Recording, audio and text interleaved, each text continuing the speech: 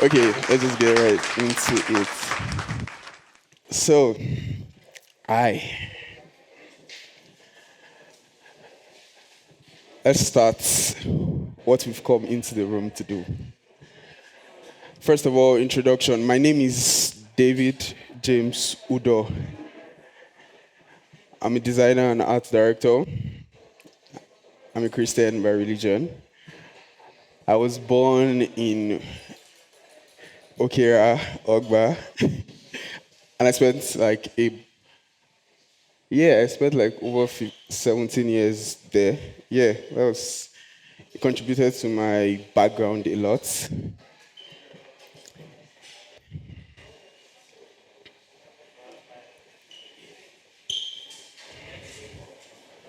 So yeah, I've been many things in life.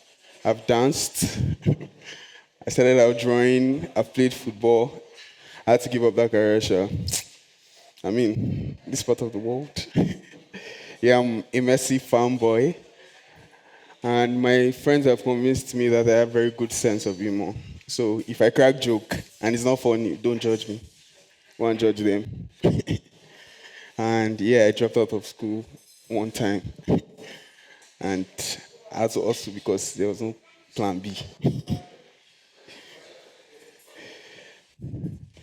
So yeah, starting out my career, I started like the typical approach where people just start drawing, then they go into the digital form. Yeah, I started out drawing. I used to like drawing portraits. Then yeah, it was very stressful at the time. Then I used to do like some type manipulation here and there. Then started speaking with some people at the time, and they introduced me to Photoshop. I remember collecting Photoshop crack from one of my friends. Yeah, no, I spoke with Jordan first. He started out doing Photoshop, and it was mind blowing. He did the logo that time. I was like, how did you do this? Send me this app. And yeah, I started, and I started making things like this. Yeah, I'm not proud of them, but yeah.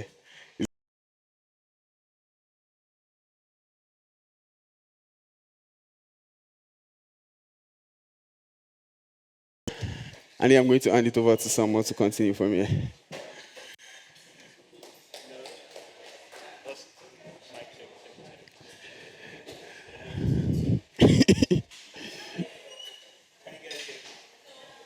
All right, cool. Okay, I'm going to reintroduce this event because we've been doing this since February. Like what started from just a simple discussion has turned out into something awesome like this. So if you're excited to be here tonight with us, like just put your hands together. Like I'm overwhelmed. And I'm also trying not to be emotional, but like this is something that, when you invest time and it's turning out into essence. And I'm just happy to see a lot of awesome people that I respect in the industry here today. So, okay, so I'm just going to introduce myself real quick. My name is Samuel Weibo. I'm not related to the footballer called Weibo. I'm not connected to any Chinese app called Weibo. My name is just Samuel Weibo, right? Okay, so yeah, I'm also a Christian. I'm a senior product designer. Um, I also co-founded a startup called Triplex, very early stage. It's pretty much for financial planning. It started off as just something myself and my co-founder did for ourselves. I love dogs, even though I don't own a dog. So I have this premise that I only want to own dogs that can grow big. So I haven't bought a dog now because I feel it's too much responsibility, but I love dogs. I love music. I play musical instruments. Was once in the choir, no longer in the choir, but we still believe in God. I love to travel. Recently, just started traveling by grace and by profession. So it's something that I love to do. I love food to the point that I decided to learn how to cook. My mentor and chef is actually in the building today, and also I love my friends and loved ones. This is just a snapshot of projects that I've done from the product design side of things. I don't have my throwback yet, but this is pretty much it. A lot of like Web3, fintech, fun stuffs. All right. So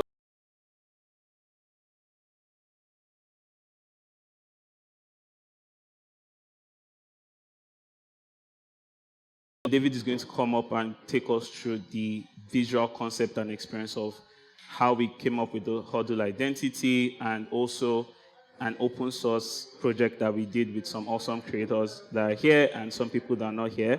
And also to just appreciate everyone who has been a part of the Huddle, from our speakers down to everyone who has supported as a team. Okay, so the Huddle story. I'm going to just go into like why we started, how it's going, how we select our speakers. And why we are pretty much doing this is just because a lot of people have asked, what does it take to speak at the Huddle? Or how do you select speakers to speak at the Huddle? So we'll pretty much just go into that too. Plans for the future, and then before I invite David back. So, why did we start the Huddle, right? Ideally, the only reason why we started the Huddle was to basically have access to see awesome stuff over a cup of coffee, right? But yeah, that's not the total story, you know? So what we pretty much did was, the Huddle to us is, how do I explain it? We have a picture of a marketplace here, right? And one of the most important things that we thought about is, how do we tune out the noise? You know, like, how do we create a platform to highlight standard work happening locally on a global spectrum, but at the same time, how do we tune out the noise? Now, I'm not going to throw shades, but in our profession, there's a lot of noise. And it's always very difficult to filter out, like, what is of essence, you know? And for us, one of the major core purpose of the Huddle is to filter out the noise. So just like every bus stop, you know, we found the best conductors, or what we felt to be the best conductors, to come and actually call people into our bus, right? Okay, so, sorry, let me take it back, because we need to have that yes. Is it going to play now?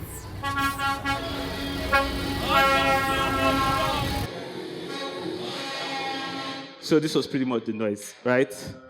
I think you guys will clap for that now, that we decided to tune out the noise. Okay, so this is literally how the Huddle started, right? It started from just a notion in my head. I called David on the phone. He pulled up to my house on one Saturday, and the entire Huddle plan was done on this whiteboard, and we executed the first Huddle in February in 2 weeks, like 2 weeks of planning. That's a good title. Thank you. You know, like, you can see David, you can see myself here, just like researching a lot of stuff, thinking about like, how can we execute this, you know? And I think like one of the biggest things, and also like we will appreciate that down the line, is, but I really value relationship, and I'm really grateful for the relationship we had and we could leverage to pretty much bring this to light. Okay, so why the name Huddle, right? I don't want to sound cheesy, but literally Slack was open, you know, and we just thought about it, like, what we're trying to do. We're not trying to do a conference. We're not trying to start a community. We're not trying to open a WhatsApp group or a Telegram group. We're not trying to do all that, right? We just want to create a very simple Huddle. And in essence, like, this is what it is, right? So the Huddle is a gathering of creatives and enthusiasts with a focus on showcasing the global level of talent and works done locally in Africa, right? We're hoping that someday the Huddle becomes the archive for anybody outside the world to know the standard of what's happening in Africa. And I believe that, of essence, you know, it's just beyond saying, oh, guys are on Twitter or guys are on LinkedIn. You know, it's more about how can we find the resource to say, you know what, if anybody wants to defend the fact that there are awesome people here that can do the work, just simply send them the Huddle's YouTube channel and get them watching different videos of awesome people. So it's not about us, and that's why, like, we never try to start with showcasing ourselves or trying to say this is what we do, but we went out to look for like awesome people, and pretty much that's what the Huddle is. Okay. So far, we've done the Huddle from February to October, and this is November, which is like the last Huddle for the year. Right? And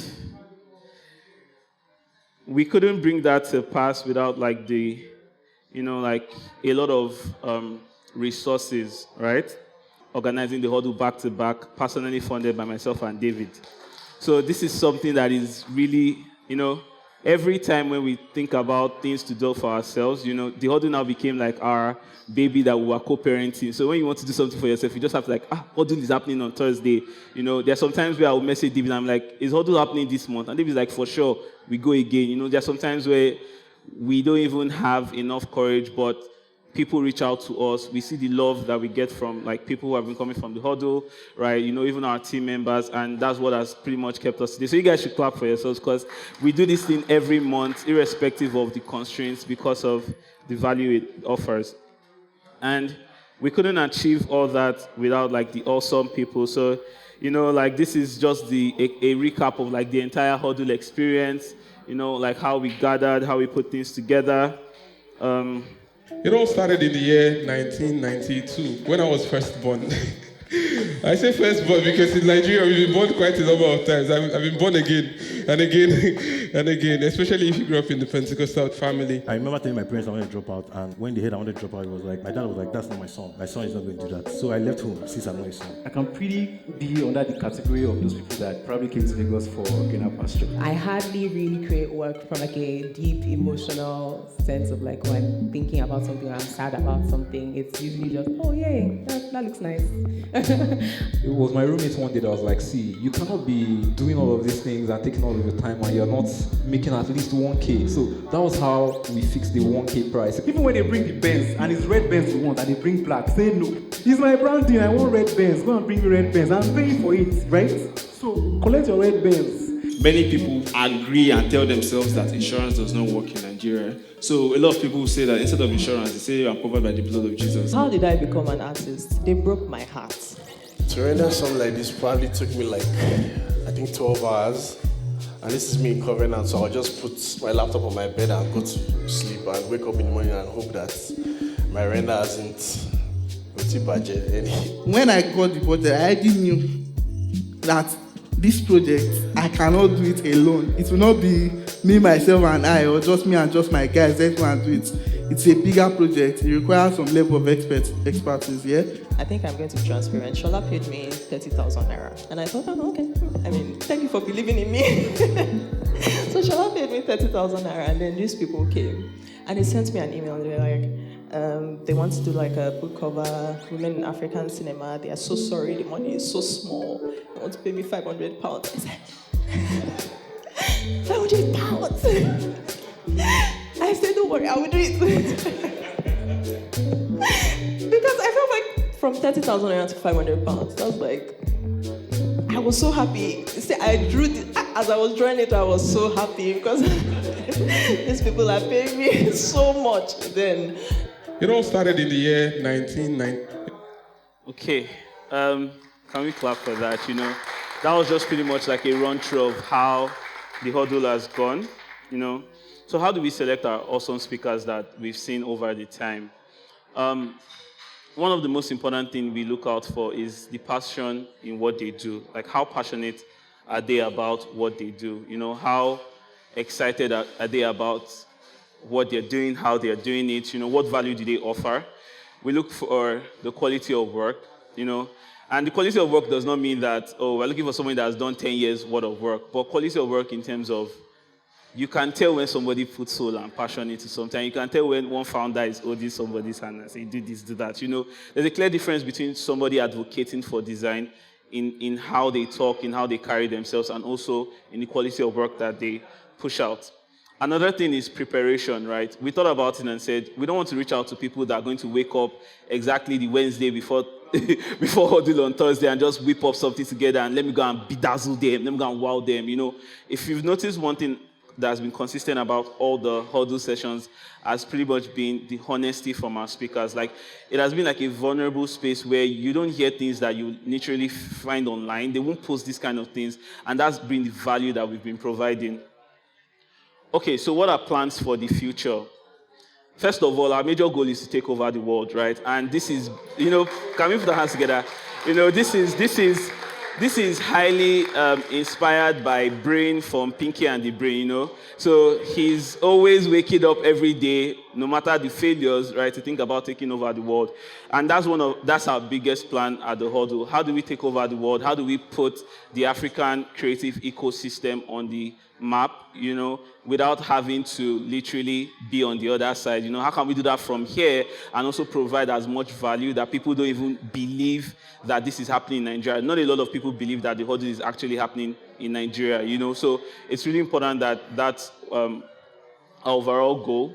But aside that, the Huddle continues. So from next year, we're putting together a new set of speakers. So if you are in this, if you're in this session and you really want to speak at the Huddle, send us a DM, right? You've pretty much seen what it takes to be a speaker. Some of our speakers we've had this year are coming back next year, bigger and better. The best is over here. It's cooking. People have been working this year despite all the constraints. So a lot of people that we've seen over the time, right, we're going to keep putting efforts into telling their story.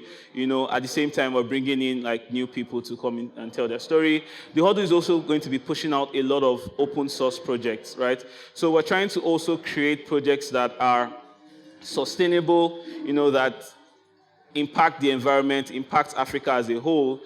So we're going to be planning open source projects for creatives to pretty much just compile and freely do together, where everybody owns that project. Another thing about the Huddle is we're expanding to other African countries. So the Huddle is not predominantly for Nigeria, right? We want to showcase people in Kenya, people in Rwanda, people in Ghana, right? We're going to different countries out of our ways. So we said that we spent 10M personally, right?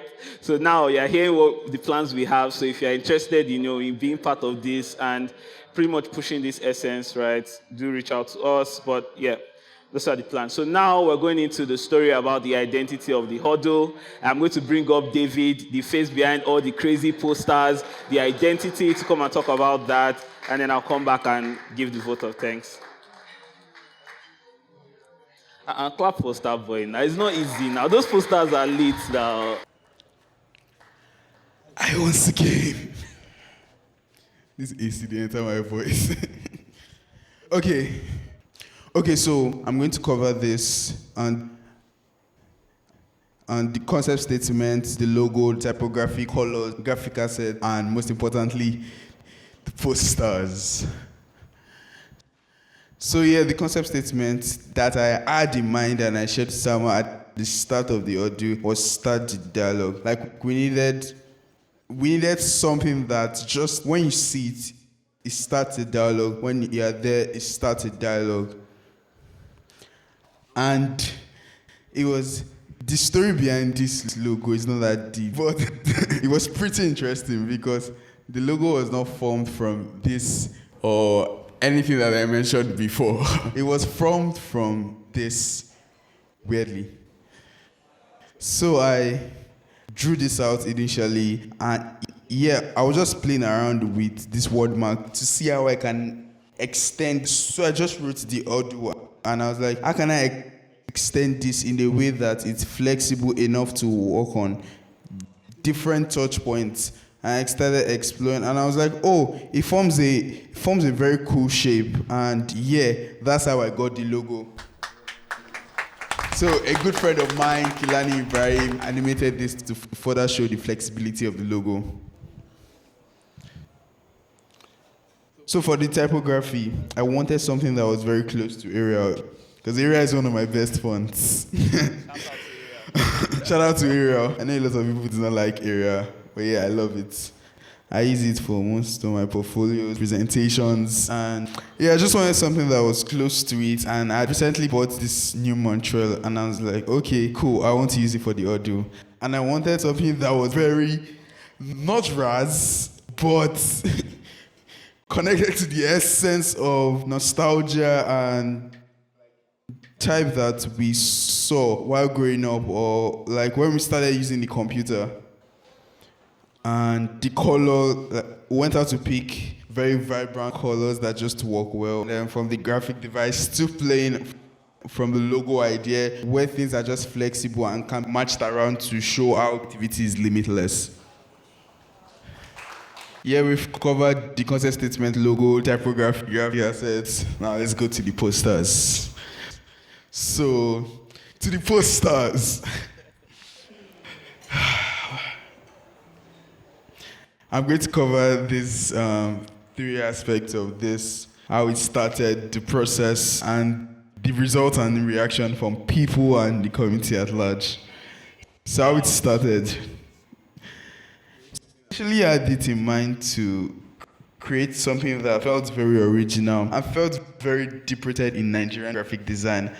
And at the time, I experimented some things. Jordan also did. So I was with Jordan at the time, and he also did. And it felt like we were forcing it. Like, we could tell what it looked like, but it did not feel as original. So we wanted to go to the source, to where these things actually happen. And we went to Shomolu that day. Spent like over 4 hours there. For Shomolu, respect. So we commissioned a lot of designers in Shomolu. And we just went around commissioning designers, then come back to meet all of them to see the best things that they could create out of it. And some people went very extreme with their ideas. Some were trying to please us, and that's not what we wanted, because they were trying to please us to do something that felt very minimalist, because they just thought that, we're very cool guys, and we did not want something that they typically do for their clients. So this guy Absalam made like some posters, and this is what some of them looked like. And yeah, it was great, but it was not still hitting the spot for us. And we started walking around looking for sign painters. We were just walking around aimlessly. And we found this. We found this really cool poster. It was in front of one abandoned building in Shomolu. And Jordan was like, this is actually very good. We can actually use this. You know what? Let's go and test it. Then we took very cool pictures of it. And yeah, then we tested it. And this is what it ended up as. And this was our pilot poster for the Huddle. And yeah, we kept going on that momentum. We went to the next poster. This poster was one of the most stressful posters that I've worked on in recent time. And it was very crazy because, it felt like sufferhead. Because at some point I was asking myself, why? So I wanted to replicate this idea of receipts. And because Dabest is a film director, initially when we did the first one, we did not connect it to the speaker. But at this time, we're like, okay, what can I connect to a speaker? So if I were to watch a film, I'll go to the cinema, I'll buy a ticket. So that's something that feels very general, because I was still trying to play it safe. So that's something general. And I said, okay, you know what? Let's create a very authentic receipt. And that's where I ended. Yeah, at some point, I could not find some letters in some of these receipts. So I had to carry out a lot of receipts that I had and pick out each character. So I picked E from here, pick K from here, pick E from here, and I kept going. That's why there are a lot of layers here. You see R that I duplicated it. One R felt very good. Then when I started using it in the middle, it did not feel as great. So I went again, I checked many receipts, and yeah, that's how I ended up here. Yeah, we kept on that momentum for DG. It just felt very literal to use the display, the LCD display from the camera. And yeah, we ended up here. We kept on going, and that one that was stressful, not exactly stressful. I was just curious because I wanted, the speaker at the time was Ebube, and I wanted to show something that was in motion. And yeah, I kept on thinking, and something that just resonated with me was road. But for this, it was very interesting that when I saw this sign that we usually have on our road, I could not trace it back to the actual font that they used for it. And it was very questionable, because I was like, these are things that we see every day. Something that's just walk into a random printer shop and they'll tell me the font, and I could not find it. So I had to find my way around to do something very close to it. And again, I was working with a time crunch. It was one of those times where we did not plan. This was one of the times where we did not plan as much, we're not feeling as great or looking forward to the Huddle as much as some other time. We're just like, it's next week, we have to just go. So there wasn't enough time, so I had to do this. And kept on going. Nick's poster was very random, but he thought it was a sub to him. So I called Nick to remind him about his talk at the audio. And I just saw the call log. And I just said, and I was like, I remember this, was it from Peggy? Peggy, they did this thing for their upcoming shows where they add call log. And I was like, here's our teaser posters. And yeah, Yadi, Ludo, just makes sense. Then for Josh, I just finished at the studio somewhere in Ilukpeju. And while I was walking to my Uber, I just noticed this very cool pattern, like on the woods. And I took pictures of it. I did not know that I would ever use it in my life. One thing I usually do is I take a lot of pictures. I document everything. Like I can take pictures that I would use the next 2 years. I just take it.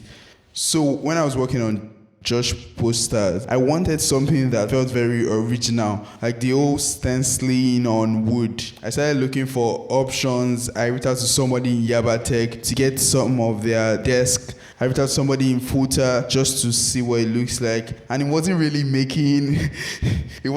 eating the spots. And I just opened my photos and I saw this. And I was like, this is our poster. Yeah. And I did a lot of manipulation to make it look very authentic. To the extent that some people did not think that it was Photoshop.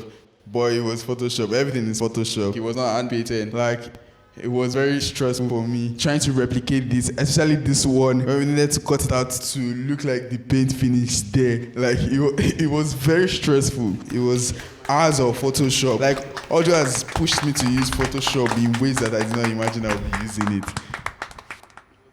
Yeah, for Coca, I think it was straightforward. Coca is an OG, so I was like, what thing just screams OG?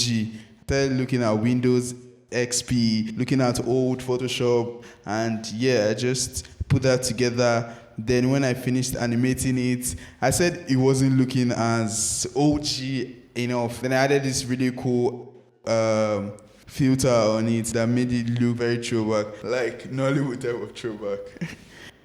And to for Renike, I collaborated with an amazing illustrator, Tejimola Animation, over there. So I created this mood board and I shared it with her. And I was like, oh, I need to create a really cool poster for Renike. She's an artist, and I explained all the details to her. Then she created this initially.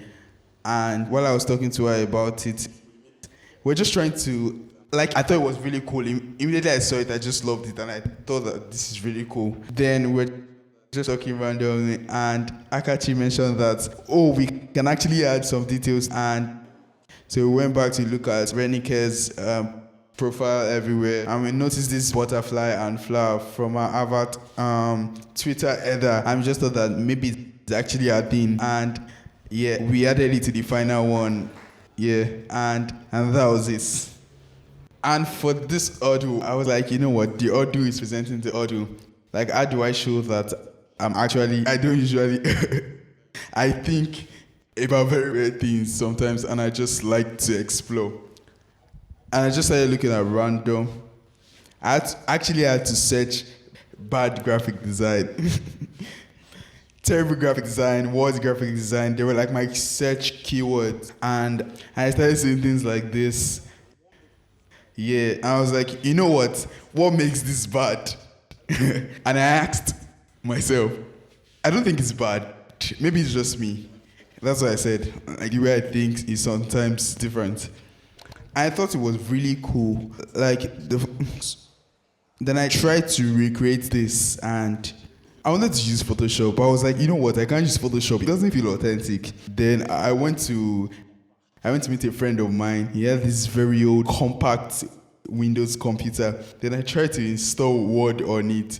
07, but it wasn't installing. I had a lot of issues with doing that. Then I went online to search for a lot of other things. Then I found this virtual simulator that a very cool developer did, that you can actually use Windows, this XP on your Mac. So I opened it and I started playing around with it. Then I also saw another simulator, WordArt. Then yeah, I started playing around with it to actually get what the poster looks like. Yeah. Yeah, so I talked about how it started, all of the process. Now I'm going to show you what the result and the reaction looks like. And here they are. People really love the posters. People always looking forward to the posters.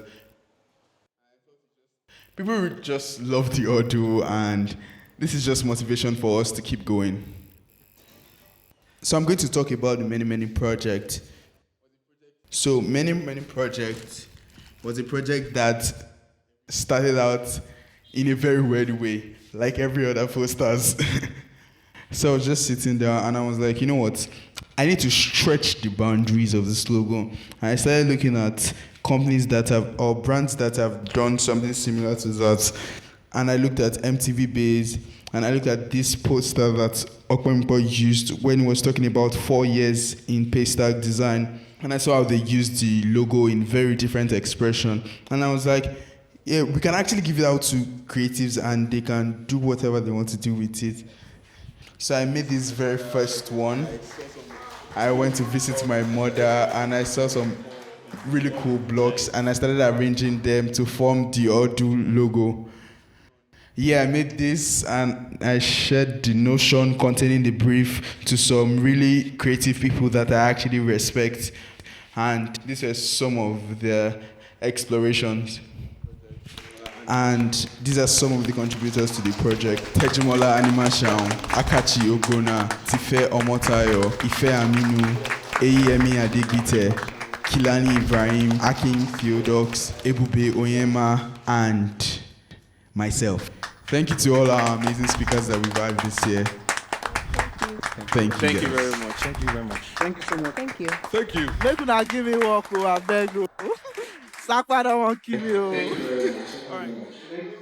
Okay, so please, can we just put our hands together one more time? I remember, as David was just sharing, like the whole thought process behind the Huddle and the brand identity. There was something I remember when I called David and I said, David, let's do this together. Like, let's start. And at that time, we didn't even think of a name. And I told David that this Huddle identity, right, treat it like you finally have that freedom that you've always wanted when it comes to design. And I remember when David sent me the first concept, I said, David, what's this? Even if you say freedom, would people get... I was literally the naysayer because I was like, are people going to get this thing? Are people going to be attracted to come? David said, move free, I'm like this. They know they pay us to do it. This is our thing. Do it like that. You know, David's very radical. I was like, okay, you know what? Just run it. Anyhow you do it, anything you post, I'm good with it. And I like to say, like, you know, we highlight a lot of awesome people here, but David is actually an awesome person. So please, it needs that round of applause, right? Next year, he's going to actually have like a proper case study session. So, but this is just to like, you know, talk